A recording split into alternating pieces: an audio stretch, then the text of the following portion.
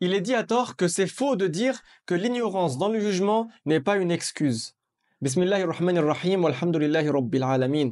Le hadith que tu me cites, tu l'as mal compris, ainsi que beaucoup d'autres qui se sont égarés, qui l'ont mal compris, notamment les wahhabites, qui se prétendent salafistes. Le hadith que tu cites est un hadith sahih concernant un homme qui est un pilleur de tombes et qui fait partie d'une communauté précédente dont le prophète Muhammad alayhi salatu wassalam nous a informé de son histoire. Cet homme, pilleur de tombes, lorsque le défunt est enterré, il venait ensuite ouvrir la tombe pour voler le linceul et le vendre. Donc ce qu'il faisait est haram, c'est interdit. Par contre, son péché, il n'est pas au niveau de la mécréance. Ça reste un péché qui n'est pas de la mécréance. Donc cette personne-là était musulmane et elle est morte sur l'islam parce qu'elle n'a pas douté de la toute-puissance d'Allah et elle n'a pas renié la toute-puissance d'Allah. Tu t'es trompé. En fait, lorsque tu vas prendre la science de la religion sur Internet ou auprès de gens qui sont pas dignes de confiance tels que les wahhabites, c'est ce qui arrive. Ils t'ont égaré. Tu as été perdu à cause d'eux parce que tu n'as pas appris la science de la religion qui te préserve.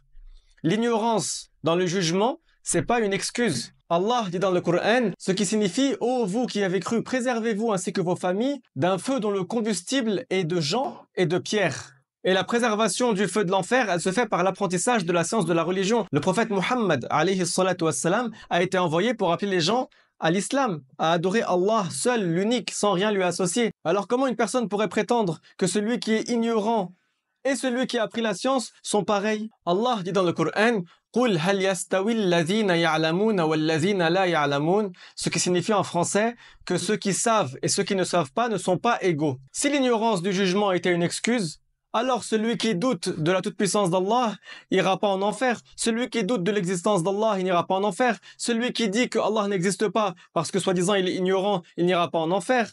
Si l'ignorance du jugement est une excuse pour que la personne ne parte pas en enfer, alors pourquoi apprendre la science de la religion? Alors pourquoi Allah a dit dans le Coran, ce qui a pour sens en français, que ceux qui ont appris et ceux qui ne sont pas appris ne sont pas équivalents? Celui qui dit que l'ignorance du jugement est une excuse pour ne pas aller en enfer, c'est comme s'il disait que s'il doute de la toute-puissance de Dieu, ou de l'existence de Dieu, ou que Dieu a la vie, ou que Dieu a la volonté, alors il n'ira pas en enfer et il est excusé par son ignorance. Et bien sûr, cela est contraire à l'islam. Allah dit dans le Coran, إِنَّمَا الْمُؤْمِنُونَ الَّذِينَ آمَنُوا بِاللَّهِ وَرَسُولِهِ ثُمَّ لَمْ يَرْتَابُوا. La parole d'Allah signifie que les croyants sont ceux qui ont cru en Allah et en son messager et n'ont point douté.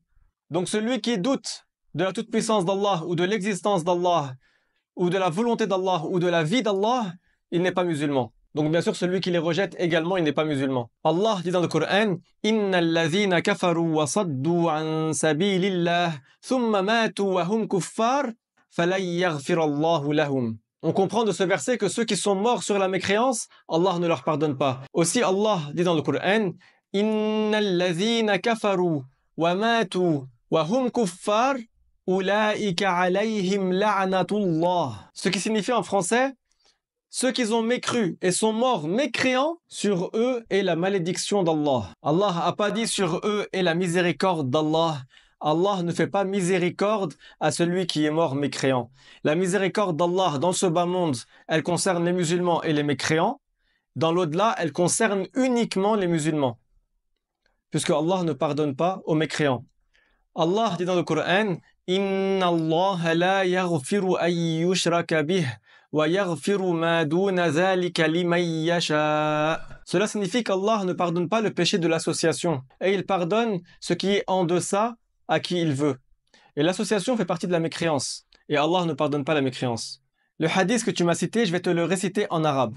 رجل نباش القبور قبل أن يموت أوصى أولاده قال لهم إذا أنا مت فاحرقوني وزروا رمادي في الهواء فوالله فإن قدر الله علي ليعذبني عذابا ما عذبه أحد من قبل ولا يعذبه أحد بعد ذلك. C'est un homme qui a demandé à ses enfants que s'il meurt, qu'il brûle son corps et qu'il jette ses cendres dans le vent.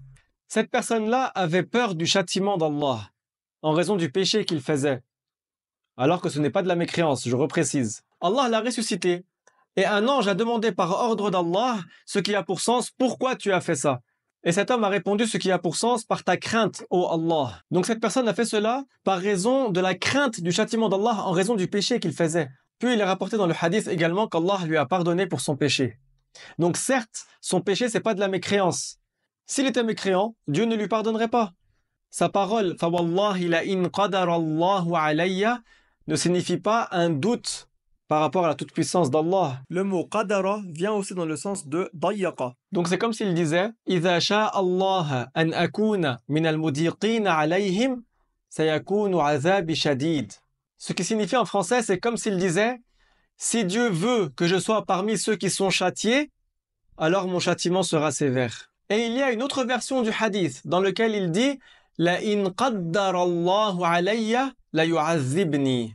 Donc ici c'est avec la shadda sur le dal. Dans la première version il est dit لَإِنْ قَدَرَ اللَّهُ عَلَيَّ. Dans la deuxième version il est dit لَإِنْ قَدَّرَ اللَّهُ عَلَيَّ. Et donc dans cette deuxième version du hadith, sa parole signifie si Dieu a prédestiné pour moi le châtiment, alors il me châtiera. Donc cette personne n'est pas morte sur la mécréance. Il n'a pas douté de la toute-puissance d'Allah et il n'a pas non plus rejeté la toute-puissance d'Allah. Mais il a fait cela par crainte du châtiment d'Allah en raison du péché qui n'est pas de la mécréance qu'il faisait dans ce bas monde. N'écoute pas la science de la religion de n'importe qui. Le savant Ibn Sirin a dit « Inna hadha al-ilmu din, fahzaru mimman ta'khudhuna dinakum » Ça veut dire cette science est la science de la religion. Alors faites attention, réfléchissez de qui vous prenez la science de la religion. En plus, le prophète Muhammad alayhi salatu wassalam a dit ce qui a pour sens en français. Il se peut qu'une personne dise une parole dans laquelle il ne voit pas de mal et pour laquelle il chutera en enfer pendant 70 automnes, ça veut dire 70 ans. Et la chute en enfer de 70 ans, c'est pour atteindre le fond de l'enfer qui est réservé aux mécréants. Le prophète alayhi salatu wassalam, il n'a pas dit il faut que dans ton cœur, tu aies l'acceptation de la mécréance. Il n'a pas dit il faut que tu aies la croyance en la mécréance que tu as dite. Il n'a pas dit il faut que tu aies appris le jugement pour que tu tombes dans la mécréance. Il a dit il se peut qu'une personne dise une parole par laquelle il ne voit pas de mal et pour laquelle il chutera en enfer pendant 70 automnes. L'excuse, c'est par exemple si une personne a fait un lapsus. Elle voulait dire une parole et sans faire exprès, elle a dit une parole de mécréance. Donc c'est pas ce qu'elle a voulu dire. Ou par exemple, si la personne, elle voulait dire j'aime Allah, mais elle ne connaît pas la langue indienne et elle est en Inde. Et une personne malhonnête lui a dit une expression qui est une insulte envers Allah. Et il lui a dit ça veut dire j'aime Allah. Donc lui, il avait pour croyance que cette parole-là signifie j'aime Allah. Et il l'a dite. Lui, il n'est pas mécréant. Parce que lui, il a voulu dire j'aime Allah et il a cru que cette parole-là signifie j'aime Allah. L'apprentissage de la science de la religion, c'est une obligation sur chaque personne responsable. Il y a une part dans la science de la religion qu'il est obligatoire sur chaque personne responsable, ça veut dire puberte, saine d'esprit et à qui lui est parvenue la base de l'appel à l'islam, d'apprendre. Donc toi, l'auteur du commentaire, je te conseille lillahi ta'ala. Tu as dit que mes propos étaient faux concernant ma parole, que l'ignorance du jugement n'est pas une excuse. Et je te donnais les preuves. Et bien sûr, celui qui croit qu'Allah pardonne aux mécréants après sa mort, il a contredit le Coran. Et celui qui contredit le Coran, il n'est pas musulman.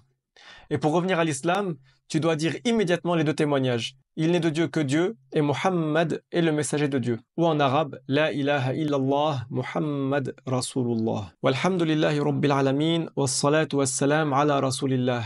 Abonnez-vous et partagez cette vidéo et enseignez cela à vos proches parce qu'il y a des wahhabites pseudo-salafistes qui expliquent ce hadith en disant que cet homme a douté de la toute-puissance d'Allah et est mort mécréant et Allah lui a pardonné. Wal'ayazu billah. Walhamdulillahi Rabbil Alamin.